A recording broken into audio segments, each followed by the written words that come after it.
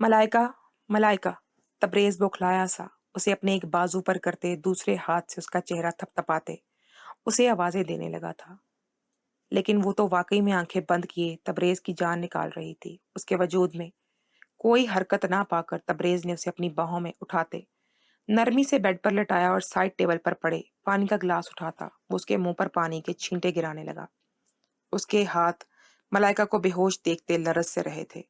वो उसे इस तरीके से होश में ना आते देखकर हॉस्पिटल ले जाने का इरादा रखता था। लेकिन जब पानी मुंह पर पड़ने पर चंद लम्हों बाद ही वो कसमसाई तो तबरेज पानी का ग्लास एक तरफ रखता जल्दी से उस पर झुका था। हाथ उसके गाल पर टिकाए वो नरमी प्यार और भरपूर तवज्जो से उसे पुकारने लगा, मलाइका, आंखें खोलो यार। तबरेज की पुकार पर मलाइका ने बड़ी मुश्किल से अपनी आंखें खोली थी। वो बार बार अपनी आंखें झपकती उन्हें खोलने की कोशिशों में थी। आंखें खोलने पर उसकी नजर तबरेज की नजर से टकराई थी, जो परेशान सूरत लिए उसे ही देख रहा था। दोनों ही एक दूसरे की आंखों में देखते एक दूसरे में गुम हुए थे। मलाइका ने अपनी गाल पर रखे उसके हाथ पर अपना हाथ रखते उसके लम्स को भरपूर महसूस करते मलाइका को अपनी कुछ देर पहले वाली बेख्तियारी याद आई तो आंखों में मौजूद नमी आंसू बनकर बहने लगी थी। कुछ हुआ है क्या मलाइका? वरना मेरी बिल्ली तो कभी इतनी कमजोर नहीं पड़ी। तबरेज को हैरानगी के साथ अब हकीकतन परेशानी भी होने लगी थी। उसे मलाइका की आंखों में एक डर, कुछ खोने का खौफ नजर आ रहा था। उसे तो इस वक्त मलाइका की दिमागी हालत भी कुछ ठीक नहीं लग रही थी। मगर मलाइका तो इस वक्त बस कुछ ना बोलते उसका जब्त आजमा रही थी। मलाइका उसका हाथ अपनी गाल से हटाती उठकर बैठने लगी तो तबरेज भी थोड़ा सा पीछे हटा था। उसने बेसाख्ता अपने माथे पर हाथ रखते उसे दबाया था। सर में शदीद दर्द की टीसें उठ रही थी। ये सर दर्द तो अब काफी अरसे से उसकी जान को चिमट गया था। वो नीचे किचन में आसिया से चाय का कहने ही गई थी, लेकिन वहां आसिया की बातें सुनते उसके सर में धमाके से होने लगे थे और उसे कुछ सुझाई नहीं दिया तो वो इसी तरह से पलट आई थी। इस पर वक्ती तौर पर तबरेज के किसी और के हो जाने का गम और इस कदर हावी हुआ था कि वो अपने मुंह से ही तबरेज को खुद से शादी कर लेने का बोल गई थी। और ये वो अमल था जिसे करने का वो तसव्वुर भी नहीं कर सकती थी। और अब वो अपने जज्बातीपन पर खुद को कोस रही थी। तबरेज जैसे अब खुद से ही उसकी कैफियत जांचना चाह रहा था, इसीलिए उसकी खोजती नजर उस पर थी, जबकि मलाइका अब इधर उधर नजर घुमा रही थी। मेरे सर में दर्द था तो बस चक्कर आ गए। मैं आसिया से चाय का कहती हूँ, तुम पियोगे? मलाइका ने उसके सवालों से बचने के लिए कहा और बेड से उतरने का इरादा करने लगी। एक मकसद तबरेज की नजरों से बचना भी था। उसके अंदाज पर तबरेज एक गहरी सांस भरता खुद उठ खड़ा हुआ था। नहीं, तुम बैठो, मैं चाय का कहता हूँ। दोपहर को कुछ खाया था? तबरेज ने कुछ सोचते अंदाज में पूछ लिया। जब मलाइका ने बड़ी मुश्किल से नफी में सर हिलाया तो वो तासुब से उसे घूरता कमरे से निकला था। तबरेज परेशानी से अपनी पेशानी खुजाता नीचे आया था। वो ये बात तो जानता था कि इन दिनों मलाइका उसका और लड़कियों पर फोकस देखकर गुस्से में होगी, लेकिन उसे ये नहीं पता था कि वो इस कदर स्ट्रेस में चली जाएगी कि उसे तो उसके बेहोश होने से पहले वाली बात का मुहर्रक यही बात लग रही थी। और कोई वजह तो उसके दिमाग में नहीं आई कि जिससे उसे पता चलता कि आखिर मलाइका को अचानक से हुआ क्या है। नीचे आते उसने आसिया को चाय का कहते साथ ही उसे कुछ हल्का फुल्का खाने को लाने का कहा था। लेकिन इससे पहले वो किचन से बाहर जाता कुछ सोचते हुए वो वहां रुका था। आसिया, मेरे आने से पहले कोई बात हुई थी क्या? मलाइका की सुबह क्या रूटीन थी घर पर? तबरेज ने आसिया से कुछ सवाल किए कि क्या पता इससे कुछ पता चल जाए। नहीं साहब जी, क्या बात होनी भला? और मलाइका बीबी तो सुबह जरा नाश्ता किया था और फिर नीचे ही नहीं है। मैंने दोपहर के खाने का पूछा तो इनकार कर दिया। आसिया ने पुरसोच अंदाज में जवाब दिया तो तबरेज सर हिलाता लाउंज की तरफ चला आया तो मलाइका भी कुछ फ्रेश होती यहीं आ गई थी। आसिया चाय और सैंडविच रख कर गई तो तबरेज ने मलाइका को अभी भी हाथ बांधे देकर टोका था। ये खाओ। आसिया बता रही थी कि सुबह को भूख हड़ताल की है साहिबा ने। तबरेज के कहने पर मलाइका चुपचाप उसके कहे पर अमल कर गई थी, जिस पर तबरेज भी चाय का कप उठाते अपने फोन पर बिजी हुआ ताकि मलाइका इजी होकर खा सके। जब इसी वक्त हवेली से तबरेज को कॉल आई तो वो फौरन कॉल ओके कर गया था। व्हाट? फोन पर न जाने क्या कहा गया कि वो बैठे से उठ खड़ा हुआ था। आवाज भी काफी बुलंद थी। मलाइका भी खाना छोड़ती उसे देखने लगी, जिस पर चेहरे पर परेशानी दर्ज थी। ओके, मैं निकलता हूँ। भाई को इन्फॉर्म किया? ओके, मैं कर देता हूँ। तबरेज ने कॉल बंद करते मलाइका की तरफ देखा, जो पहले से ही उसकी तरफ देख रही थी। हैदर भाई का एक्सीडेंट हो गया है, मैं जा रहा हूँ। तबरेज़ ने उसे बताते जल्दी से वहाँ से निकलना चाहा था। "रुको तबरेज़!" मलाइका जल्दी से खड़े होते हुए बोली, तो वो मुश्किल रुका था कि इस वक़्त वो वाक़ई हैदर के एक्सीडेंट का सुनकर बहुत परेशान था। "मैं भी तुम्हारे साथ चल रही हूँ, बस 2 मिनट, मैं अभी आई।" मलाइका अपनी बात कहते ही तेज़ रफ़्तारी से वहाँ से चली गई थी, जबकि तबरेज़ उसे मना करने के लिए मुँह ही खोल सका था। "तुम्हारी अपनी तबीयत ठीक नहीं है, मलाइका, तुम रेस्ट करती।" मलाइका के आने पर तबरेज़ ने कहा और साथ ही उसकी चाय और सैंडविच को देखा, जो वैसे ही पड़े थे। "नहीं, मैं ठीक हूँ, तुम चलो।" वो दोनों बर्क रफ्तारी से गाड़ी में बैठे थे, तो तबरेज़ फुल स्पीड में गाड़ी भगाकर ले गया। मलाइका को भी हैदर भाई जैसा अज़ीज़ था। इस वक़्त वो उसके लिए परेशान होने के साथ किसी और खौफ की वजह से भी तबरेज़ के साथ हवेली जाने को तैयार हुई थी। उसे हारून मलिक पर बिल्कुल भरोसा नहीं था कि वो न जाने कब तबरेज़ पर दबाव डाल दे और किसी और लड़की के साथ बाँध दे। लेकिन वो अब ऐसा होने नहीं दे सकती थी, क्योंकि इस बार उसने डटकर मुकाबला करने की ठान ली थी। शाहवेज़ मलाइका के ज़ख्मों की ड्रेसिंग करवाने के बाद वो उसे खाना खिलाने होटल ले आया था, लेकिन हेज़ल वहाँ गाड़ी से उतरने के लिए तैयार ही नहीं हुई थी। उसका कहना था कि यहाँ से ही वो कोई कैब लेते हॉस्टल चली जाएगी, लेकिन होटल के अंदर वो किसी सूरत नहीं जाएगी। वो इस वक़्त शाहवेज़ के साथ मौजूद तो थी, लेकिन अब दिल में डर लिए हुए थी और उसे फ़िल वक़्त एतबार करने में भी वक़्त लगना था। ये बात शाहवेज़ भी किसी हद तक तो समझ रहा था। "बहुत ज़िद्दी हो तुम।" शाहवेज़ उसे घूरते हुए वहाँ से गाड़ी लिए आगे बढ़ गया था। लेकिन हेज़ल को इसके हॉस्टल छोड़ने से पहले वो उसके लिए बेकरी से काफ़ी कुछ खाने को ले आया था, ताकि उसे हॉस्टल जाकर आसानी हो। बस गाड़ी यहीं रोक दे। हेज़ल ने हॉस्टल से काफ़ी फासले पर ही शाहवेज़ से गाड़ी रुकवा ली थी। "क्यों, क्या मसला है? हॉस्टल कैसे, पैदल जाओगी?" शाहवेज़ ने गाड़ी रोकते पूछा था। "जी, रोज़ आ जा रही हूँ, वैसे ही चली जाऊँगी। आप मेरी फ़िक्र ना करें। जैसे आप शरीफ लोगों की इस दुनिया में बहुत इज़्ज़त है, बिल्कुल वैसे ही मैंने भी अपना एक यहाँ इमेज बनाया हुआ है। तो मैं नहीं चाहती कि कोई आपको मेरे साथ देखकर मेरे किरदार को जाँचता फिरे या फिर कोई मुझे मुनाफ़िक लड़की समझे।" हेज़ल अपनी बातों से शाहवेज़ के मुँह पर ताला लगाती गाड़ी से उतरने लगी, जब शाहवेज़ ने सर झटकते उसे देखा था। "सुनो हेज़ल, ये लेती जाओ।" शाहवेज़ ने बेकरी आइटम के शॉपर्स उसे पकड़ाने चाहे। "नो सर, मैंने कहा ना, मुझे किसी चीज़ की ज़रूरत नहीं है। ये आप किसी गरीब या फिर मोहताज को दे दीजिएगा।" हेज़ल ने गाड़ी का दरवाज़ा खोलने की कोशिश की, लेकिन वो अभी लॉक था। "हेज़ल, मुझे गुस्सा नहीं दिलाओ। पकड़ो ये, और हाँ, जब तक तुम अच्छे से ठीक नहीं हो जाती, कहीं आने-जाने की ज़रूरत नहीं है। कहीं और जॉब तलाश करने की अहमकाना कोशिशें बंद कर दो। पहले तो मुझे पता नहीं था, अब ये बात मेरे इल्म में आ चुकी है, तो मैं यहाँ कहीं भी तुम्हें जॉब करने नहीं दूँगा, सिवाय अपनी कंपनी के। जब ठीक हो जाओ, तो आ जाना ऑफ़िस।" शाहवेज़ ने हेज़ल के हाथ में ज़बरदस्ती शॉपर देते संजीदगी से उसे अपनी बात बराबर कराई, तो हेज़ल ने उसकी इस धमकी पर आँखें निकालते हुए उसे देखा था, जिनका शाहवेज़ पर कोई असर नहीं हुआ था। वैसे भी हेज़ल को भी ये बात अच्छे से पता चल गई थी कि जगह-जगह धक्के खाने के बजाय वो शाहवेज़ की कंपनी में ही काम कर ले तो अच्छा है। लेकिन इस बार वो इब्राहिम के पोर्शन में काम करने का इरादा बाँध चुकी थी। मज़ीद अकड़ और गुस्सा दिखाने से उसी का नुकसान हो रहा था। "अब जाओ, या फिर मैं बहुत प्यारा लग रहा हूँ तो मुझे ही देखते रहना है?" हेज़ल को अपनी जानिब तकते पाकर शाहवेज़ ने अपने बालों में हाथ चलाते हुए कहा था। तो वो जो बेध्यानी में अपनी सोचों में गुम थी, शाहवेज़ की आवाज़ पर गड़बड़ाई और जल्दी से गाड़ी से नीचे उतर आई थी। "संभल के!" इसकी तेज़ी पर शाहवेज़ ने उसे टोका, तो वो एक नज़र पीछे मुड़कर शाहवेज़ के फ़िक्रमंद चेहरे पर डालती आगे बढ़ गई थी। अब शाहवेज़ का इसकी केयर करना उसे खुश नहीं करता था कि न जाने वो कब बदल जाए। जब तक वो अपने हॉस्टल की इमारत तक नहीं पहुँच गई थी, शाहवेज़ वहीं खड़ा रहा था। तबरेज़ और शाहवेज़ की गाड़ी आगे-पीछे ही हॉस्पिटल पहुँची थी। यहाँ पर हैदर को लाया गया था। वो तीनों भागते कदमों से हॉस्पिटल के अंदर की तरफ भागे थे। रिसेप्शन से हैदर का पूछते जब वो लोग वहां आए, तो सामने हारून मलिक, मुस्तफा मलिक और सायरा बेगम मौजूद थी। हारून मलिक एक तरफ बड़े सोफे पर बैठे किसी गहरी सोच में थे। चेहरे पर परेशानी के तासुरात थे, जबकि मुस्तफा मलिक वहां ऑपरेशन थिएटर के सामने इधर से उधर चक्कर काट रहे थे। तो वहीं सायरा बेगम रोते हुए तस्बीह करने में मसरूफ थी। उन्होंने हैदर को हमेशा अपने बेटों की तरह ही प्यार मोहब्बत दी थी। "बाबा, कैसे हुआ एक्सीडेंट और क्या हालत है हैदर की?" शाहवेज़ ने मुस्तफा मलिक के सामने रुकते जल्दी से सवाल किया था। तबरेज़ ने भी बेताबी से इनका जवाब सुनना चाहा था। अपने जवान पोतों को अपने सामने देखते हारून मलिक का सीना चौड़ा हुआ था, लेकिन जब उनकी नज़र तबरेज़ के साथ मौजूद मलाइका पर पड़ी, तो उनके चेहरे पर इसके लिए नागवारी छाई थी। हारून मलिक को इस वक़्त कोई परवाह नहीं थी कि हैदर उसके इस वक़्त हॉस्पिटल में आज इनकी बातों की वजह से मौजूद था। वो इस कदर बुरे दिल से उनके पास से जाते गाड़ी लेकर निकला था। तेज़ रफ़्तारी और कुछ बारिश होने की वजह से वो हादसे का शिकार हो गया था। मुस्तफा मलिक ने दोनों बेटों को सामने देखते सुकून महसूस किया था। फिर शावेज के कंधे पर हाथ रखते तो तसल्ली दे गए थे कि हैदर की जान को कोई खतरा नहीं है, बस चोटें आई हैं, वो तो वक्त के साथ ठीक हो जानी थी। हैदर की हालत जैसे ही तसल्ली बख्श हुई तो उसे दूसरे रूम में शिफ्ट कर दिया गया था, जिस पर सबकी जान में जान आई थी। तबरेज अपनी माँ और इस लड़की को घर छोड़ा।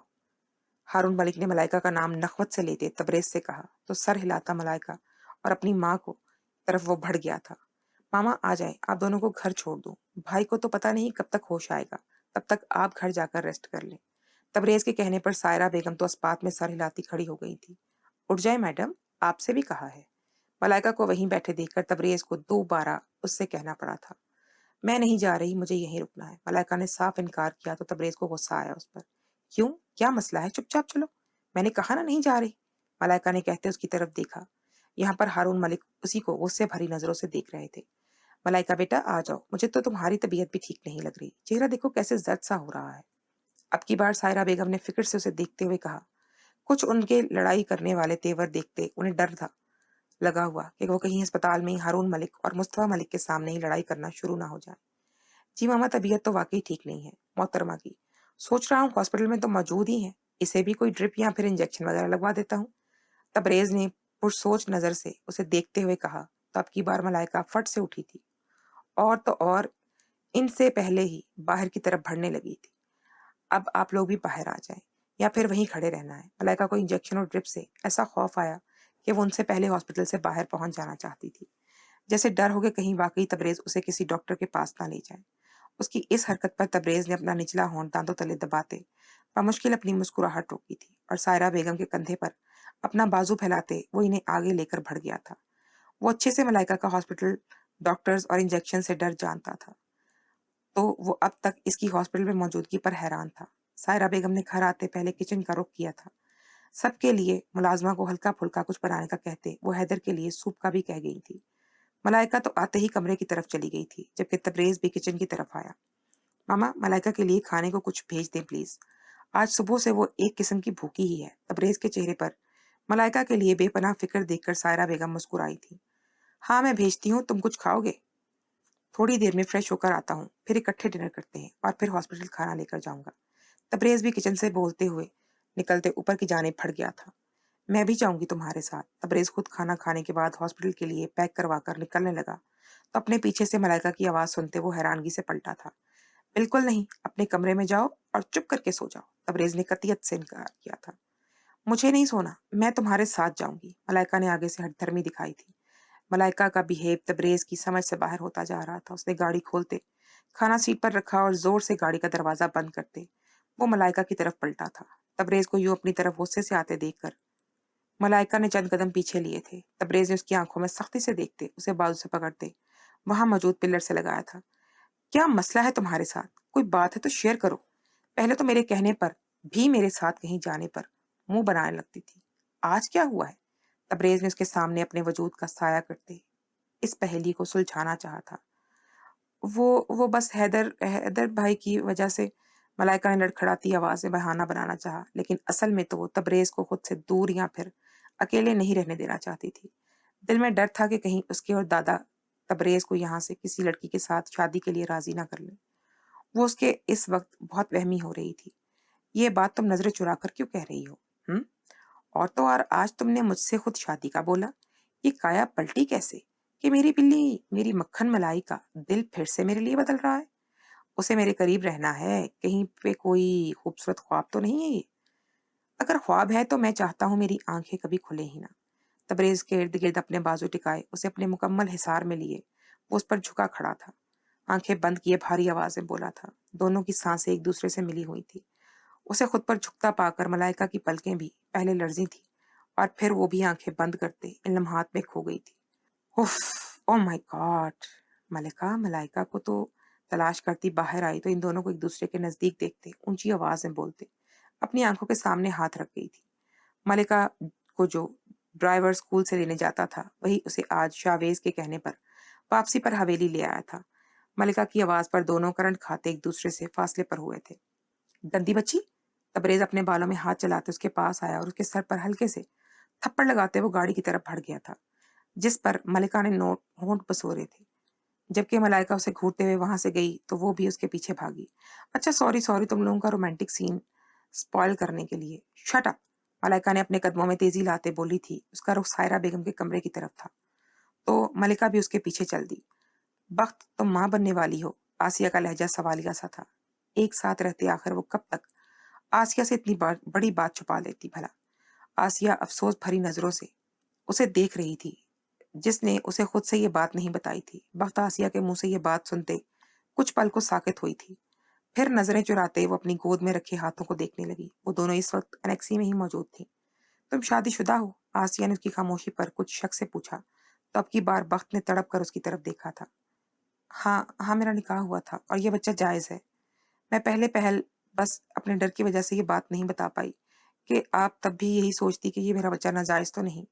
लेकिन अब भी मेरे पास अपने निकाह और उस बच्चे के जायज होने का कोई सबूत नहीं है, वक्त ने रोते हुए कहा। जब वो रोती रोती थी तो उसे लगता था जैसे उसका बच्चा तकलीफ में है। शायद माँ का रोना उसे बेचैन करता था। तो फिर तुम यहाँ कैसे वक्त? और इसका बाप कौन है? तुम्हें पता है साहब जी को ये बात पता चली तो वो क्या सोचेंगे कि मैंने उन्हें आधी अधूरी बात बताई थी। आसिया ने तजस्सुस से पूछा। इसके बाप को तो मालूम नहीं है कि मैं इसका बच्चा इस दुनिया में लाने वाली हूँ, और इस बच्चे का बाप कोई और नहीं बल्कि तुम्हारे साहब जी ही हैं। तुमने यकीन करना है तो कर लो, लेकिन प्लीज किसी को ये बात बताना नहीं। प्लीज, मैं आगे आगे हाथ जोड़ती हूँ। मेरा इस दुनिया में और कोई नहीं है। इसे मैं अपने खून से सींचूंगी तो ये मेरा सबसे ज्यादा अपना होगा। देखो, अगर इन्हें पता चल गया तो वो न जाने क्या करें। मुझसे मेरा बच्चा छीन लें या फिर इस बच्चे को मार दे, मैं तुम्हारे पाँव पकड़ लेती हूँ। और हाँ, मैं अपनी तनख्वाह भी आधी आपको देने को तैयार हूँ। वक्त ने आसिया के सामने हाथ जोड़े तो वो इस वक्त हिचकियों से रो रही थी। ये अमीर लोग ऐसे ही करते हैं, बस दिल बहलाते हैं हमसे, और मगर असल वाली शादी और बच्चे अपनी खानदानी बीवी से ही पैदा करते हैं। इस दिन आप किचन में जिक्र कर रही थी ना उनके लिए कि उनके दादा ने कोई लड़की पसंद कर रखी है, तो बस मैं इनकी जिंदगी में कोई दखल नहीं दूंगी। मुझे बस एक महफूज छत चाहिए थी, जो मुझे यहाँ के अलावा और कहीं मुयस्सर नहीं थी। आप ये बात किसी को नहीं बताओगी ना? वक्त ने आखिर में बड़ी इल्तिजाइया नजरों से आसिया की तरफ देखा तो वह अजीब मुश्किल में गिरफ्तार हुई थी। उसे समझ ना आई कि वो इस वक्त कैसा रद्द-ए-अमल दे। देखो वक्त, साहब ऐसे लगते तो नहीं है, बल्कि वो तो लड़की ज़ात से बहुत दूर भागते हैं। घर वाले कब से उनकी शादी के पीछे पड़े हैं, वो मानते ही नहीं। मुझे तुम्हारी इन बातों पर यकीन नहीं आ रहा। सच कहूँ तो पहले भी तुमने ये सब छुपाया, अब मैं कैसे तुम्हारा भरोसा कर लूँ? हम लोग साहब लोगों के वफादार हैं। पहले भी हम गलत बयानी से तुम्हें यहाँ रखा है। अब इतनी बड़ी बात छुपा कर रखना मेरा दिल नहीं मान रहा। वक्त जो बड़ी उम्मीद से आसिया के चेहरे की तरफ देख रही थी, अब आसिया की बातें सुनते उसका चेहरा सफेद पड़ने लगा था। देखिए आसिया, मैं जल्द ही अपना कोई ठिकाना तलाश कर लेती हूँ। बस ये बात अपने साहब को ना बताना। कहीं और चली जाऊंगी तो आप पर भी कोई और मुसीबत नहीं आएगी। वक्त ने आसिया के हाथ पकड़ते जल्दी से कहा, तो उसके हाथों पे अपने हाथ निकाल गई। वक्त अपने खाली हाथों को देखती रह गई। उसकी किस्मत एक बार फिर इस मुश्किल में उसे ले आई थी। दूसरा, आसिया की बेरुखी और अजीब सी चुभती नजरें वक्त को जमीन में गड़ने पर मजबूर कर रही थी। तुम माँ बनने वाली थी, ये बात ज्यादा देर छुपी नहीं रहेगी, इसीलिए अच्छा है जितना जल्दी यहाँ से चली जाओ। और तुम्हारी दूसरी बात पर मुझे जरा भी यकीन नहीं है, और ना ही आइंदा अपने इतने बड़े झूठ बोलने की कोशिश करना। आसिया ने कहते साथ वहां से उठना चाहा, जब उसी वक्त वहां पर बानो आई थी, जिसे आसिया और वक्त दोनों ने कुछ सहमी निगाहों से इस तरफ देखा कि कहीं उसने कुछ सुन तो नहीं लिया। जबकि बानो आंखें मटकाती इन्हें घबराने पर मजबूर कर गई थी। क्या बातें चल रही थी? मेरे आने पर खामोशी हो गई तुम दोनों। मैं कहने आई थी कि काम की तरफ भी तवज्जो दे लो। साहब नहीं है तो इस तरफ किसी ने झांका ही नहीं। बानो ने वक्त को देखते कहा, जो अपने चेहरे को चादर से रगड़ती रोने के असरात खत्म कर रही थी। तुम चलो, हम बस आ ही रही थी। आसिया ने जरा सख्ती से कहा, तो बगैर बुरा माने ही चली गई। बाहर आते ही बानो की आंखें शातिरपन से मुस्कुराई थी। वो इनकी बातें सुन चुकी थी, लेकिन किस हद तक ये आगे जाकर पता चलना था। हेजल ने दोबारा से ऑफिस आना शुरू कर दिया था, लेकिन इस शर्त पर कि वह अब इब्राहिम के साथ काम करेगी। उसकी ये शर्त शावेज को बिल्कुल पसंद नहीं आई थी, लेकिन बड़ी मुश्किल से वो इस बात पर राजी हुआ था, क्योंकि हेजल ने डायरेक्ट इब्राहिम से ही बात की थी।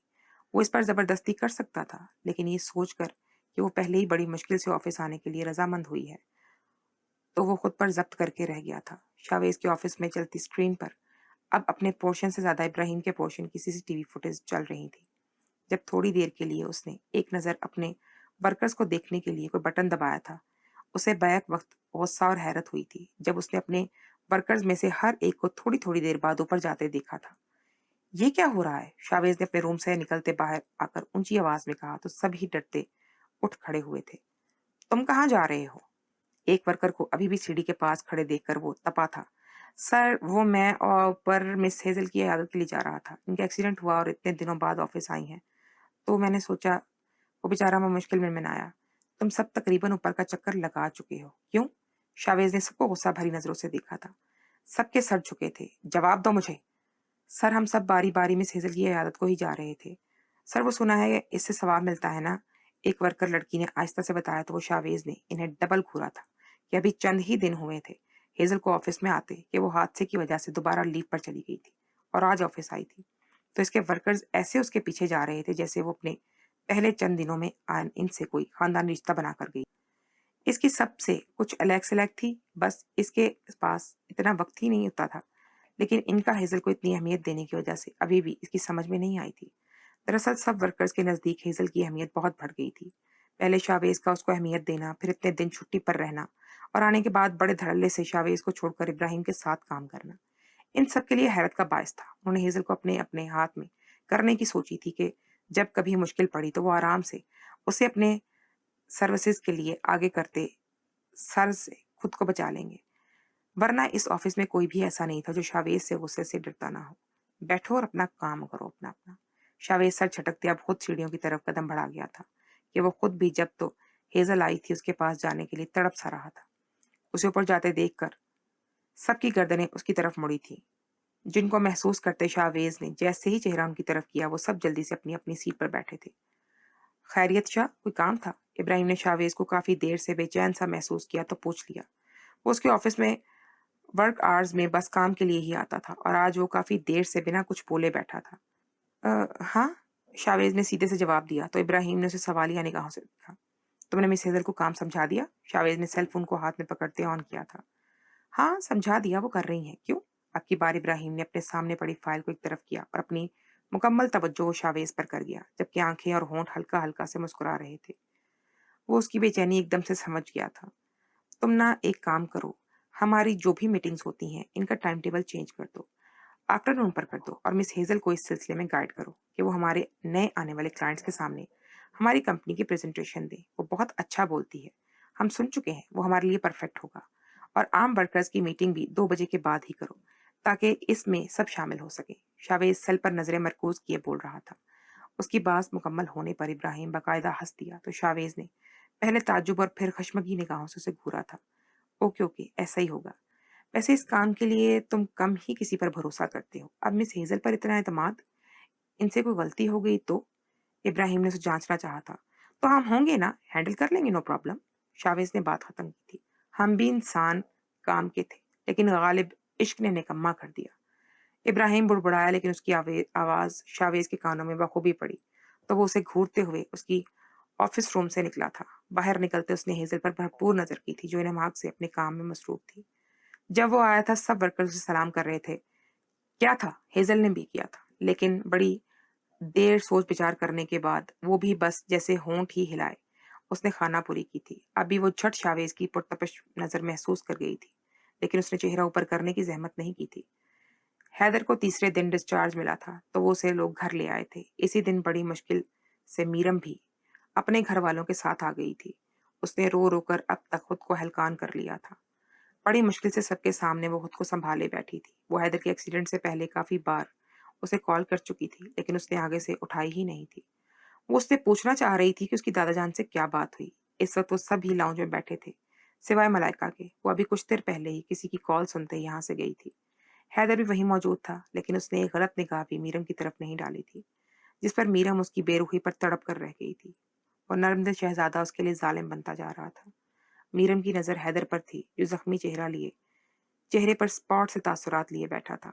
वो ज़बरदस्ती यहाँ बाहर आकर बैठा था कि वो अकेला कमरे में बोर होगा, जबकि हैदर की नज़र शावेज़ पर थी, जो कि वो हमेशा की तरह बेइंतहा संजीदा-सा यहाँ बैठे अफ़राद की गुफ्तगू से ज़्यादा अपने मोबाइल फ़ोन में बिज़ी था। हैदर ने खुद मीरम को नहीं देखा, तो उसने शावेज़ को भी उसकी तरफ निगाह करते नहीं पाया था, बल्कि वो तो उसके घर वालों से भी ज़्यादा अकड़े अंदाज़ में मिला था, जिस पर उसने सबके चेहरों को बुझते देखा था। मैं तो अब जल्द से जल्द अपने पोतों के सर पर सेहरा सजना देखना चाहता हूँ। शावेज़ के लिए तो मेरी परेशानी खत्म है, लेकिन हैदर और तबरेज़ के लिए मैं जल्द ही लड़कियाँ पसंद करने वाला हूँ। दिल में आया तो एक ही साथ इनका फर्ज निपटा दूंगा। हारून मलिक अपनी मूंछों को सहलाते अपने पास बैठे अपने दोस्त से काफी ऊंची आवाज में बोले तो सभी इनकी तरफ मतवज्जो हुए थे। मीरा उनकी बात पर एक नजर हैदर को देखती, दोबारा उनकी तरफ देखकर सोच में डूबी कि क्या हैदर ने बात नहीं की अपने दादा से। अगर की है तो फिर इसका मतलब कुछ भी फायदा नहीं हुआ। मीरम के मसामों से पसीना फूटा था। उसने फिर से हैदर को देखा तो वो ऐसे ही नजरें झुकाए बैठा था, जैसे उसने कुछ सुना ही ना हो। मीरम की सांस बंद सी होने लगी थी। वो अपनी मुट्ठियां भींजे जल्दी से वहां से निकलती चली गई थी। वहां सब ने ही इसका वहां से जाना मतलब इसकी शर्म समझा था, सिवाय दो इंसान के। दूसरी तरफ लाउंज में दाखिल होती मलाइका भी बहुत अच्छी तरह हारून मलिक की बात सुन चुकी थी, लेकिन अब की बार उसकी आंखों में आंसू आए थे। बल्कि वो अपने दिमाग के घोड़े दौड़ाती किसी फैसले पर पहुंचते, उसका पाया तकमील तक पहुंचाने का इरादा मजबूत कर रही थी। देख वो तबरेज को रही थी, जो बेनियाज सा मेहमानों में से अपने उम्र के लड़कों से बातों में गर्क था, जिस पर मलाइका को उस पर बिला वजह ही बेइंतहा गुस्सा आया था। उसने दांत पर दांत जमाए उसके हुबरू चेहरे से घूरा, जैसे उसे कच्चा खा जाने का इरादा हो। तबरेज ने बेचैनी महसूस करते इधर उधर नजरें दौड़ाई तो मलाइका को खुद पर खूनख्वार नजरों से घूरते पाकर वो उसे आंखों से ही इशारे की वजह से पूछने लगा था, जिस पर मलाइका नखवत से सर झटकती उसी की तरफ बढ़ गई, जिस तरफ मीरम गई थी। मलाइका ने सुजाते देख लिया था, लेकिन वो उसे नहीं देख सकी थी। दूसरी तरफ तबरेज कर्राह कर रह गया था कि आखिर अब उसकी बिल्ली को क्या हुआ था। उसे अपनी गलती चाहकर भी नजर नहीं आ रही थी।